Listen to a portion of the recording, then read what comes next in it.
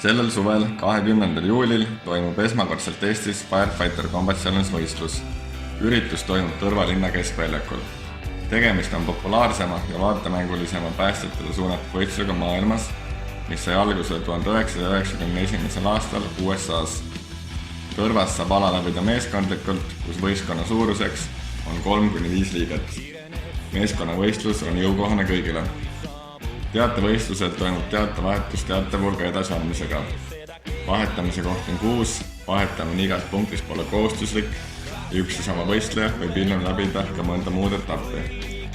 Antud videos näete 2018. aasta Euroopa meistrivõistluste finaaljooksu. Esimene võistleja liigub pooliku pakiga, mis kaalub 20 kg üles torni ja asetab selle kasti. Üleval võib toimuda esimene teatevahetus, aga see ei ole kohustuslik. Teiseks ülesandeks on 20 kg vooliku ülestõmbamine ja asetamine kasti. Peale seda võib toimuda vahetus, nagu kantud videos tehakse. Järgmine etapp on trepist alla liikumine. Astuma peab igat astet. All võib taas toimuda vahetus.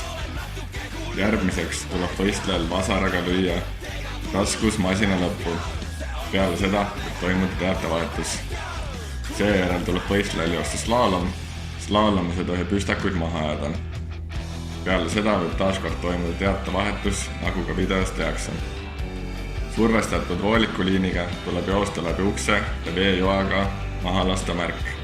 Peale seda taaskord vahetuse koht. Viimane võistleja peab kandma selge ees 75 kg kaaluva nuku finišisse. Ootame teid võistlema, osa saavad võtta 32 kiiremat registreerijat. Soovi korral saab võistlus läbida ka kahekesi tandemjooksuna ja üksinda. Kui tekib küsimusi, kirjutage või helistage Kristjan Mikule või Alor Kasepõllule. Kohtumiseni! Meid ei huvita